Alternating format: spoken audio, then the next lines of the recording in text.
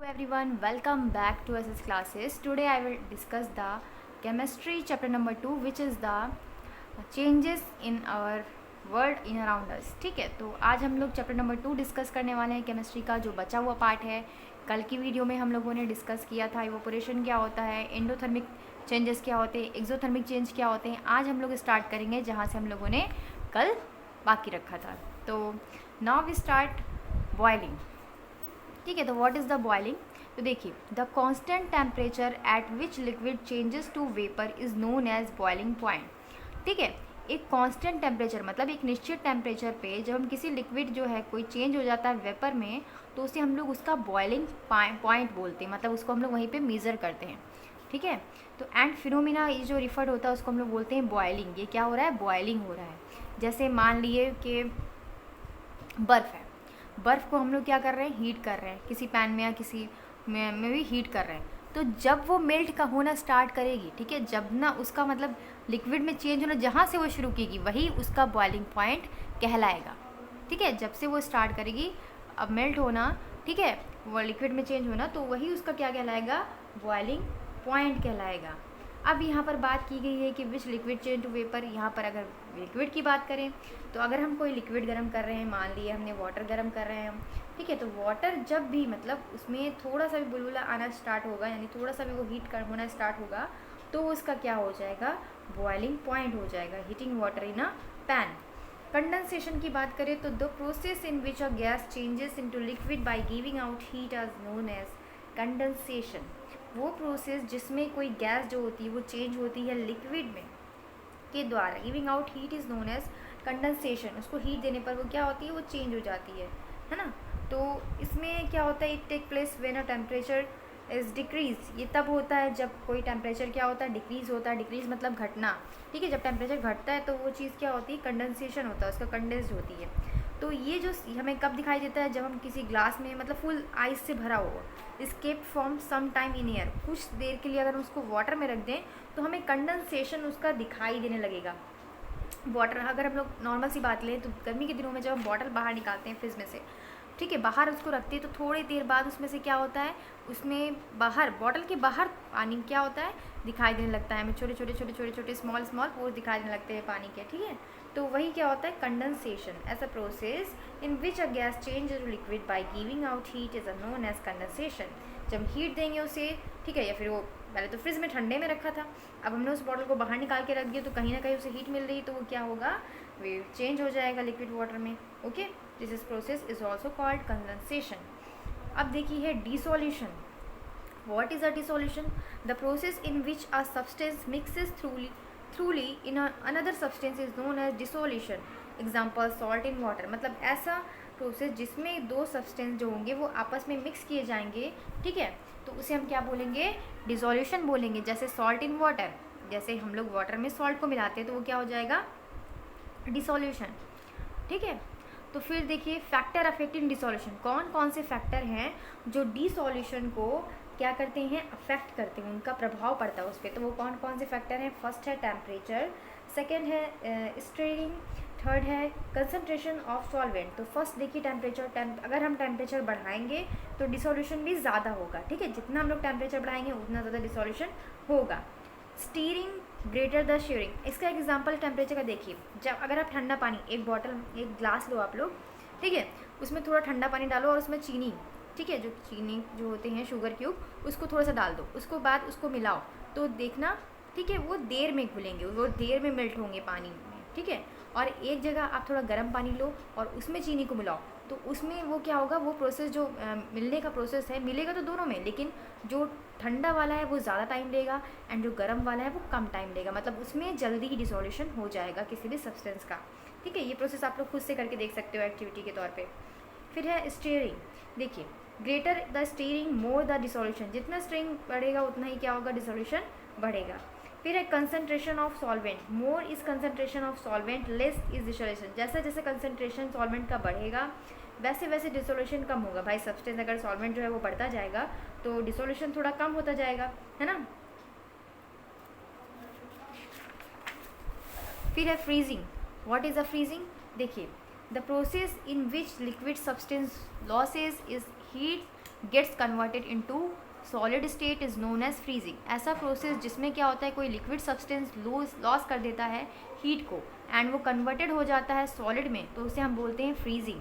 ठीक है, जैसे कि फ्रीजिंग ऑफ वाटर, जैसे कि इंटरमोलिकुलर डिस्टेंस जो होता है वाटर के मॉलिक्यूल के बीच का, ठीक है, जब वो ठंडा था, जब वो गर्म था तो ज़्यादा था, अब उस वाटर को हम जब कम कर देंगे, मतलब उसको हम फ्रिज में रख देंगे, तो वो किस में चेंज हो जाएगा, आइस क्यूब में चेंज हो जाएगा। इसका मतलब इंटरमोलिकुलर डिस्टेंस जो होती है उसमें आइस में क्या हो जाएगी, क्रिस्टलाइज हो जाएगी, मतलब क्रिस्टलाइसिस हो मतलब एक सिक्के के रूप में हो जाएगी, क्रिस्टल जैसा। ठीक है, मेल्टिंग क्या होता है, वो प्रोसेस जिसमें सॉलिड को एब्जॉर्ब करती है, मतलब कोई सॉलिड एब्जॉर्ब करता है हीट को एंड फिर वो कन्वर्टेड हो जाता है लिक्विड में। इस फ्यूज़न को हम लोग या तो इस प्रोसेस को या तो हम लोग फ्यूज़न भी बोल सकते हैं या तो हम लोग मेल्टिंग भी कह सकते हैं।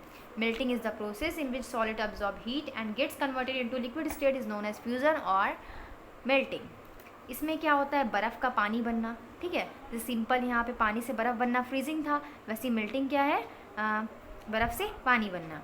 अब देखिए रस्टिंग का प्रोसेस आप लोग पहले भी पढ़ चुके हो, तो चलिए देखिए क्या होता है मेनली इसमें। तो the process in which iron form a layer और powder iron oxide over in the presence और air in water is known as rusting.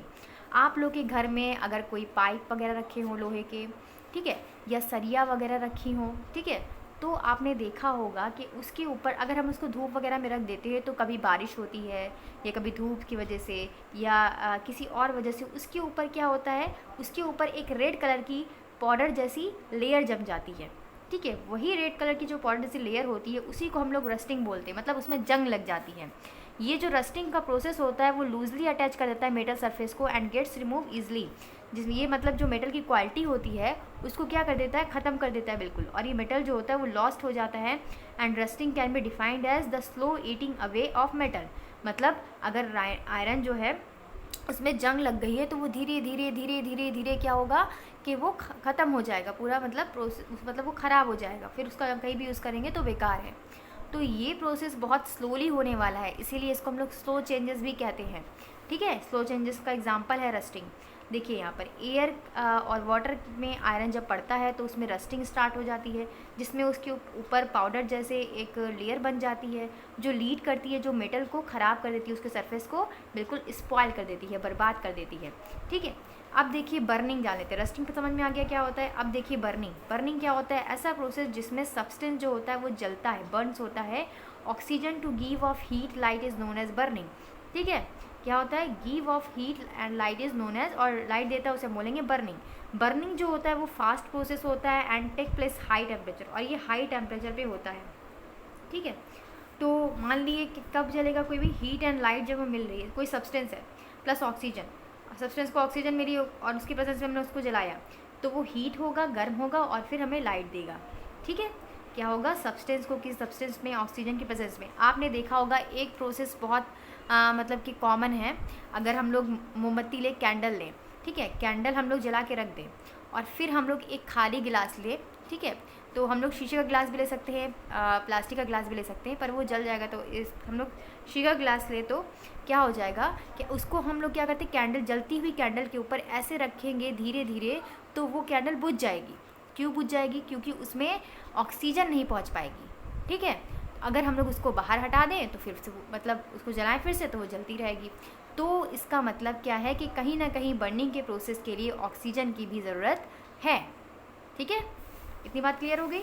अब चलिए जल्दी से देख लेते हैं कि क्या कंपैरिजन है रस्टिंग एंड बर्निंग में। तो रस्टिंग में क्या अलग होता है, बर्निंग में क्या अलग होता है, क्या डिफरेंस होता है, चलिए देख लेते हैं। फर्स्ट है इसमें, rusting is a slow process.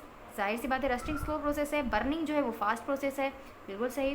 ठीक है, सेकंड इसमें रस्टिंग जो होता है वो टेक प्लेस होता है एट द रूम टेम्परेचर, मतलब ये रस्टिंग जो है रूम टेम्परेचर पर भी हो जाता है, लेकिन बर्निंग का जो प्रोसेस है ये हायर टेम्परेचर पे होता है, अभी जो आपने पढ़ा।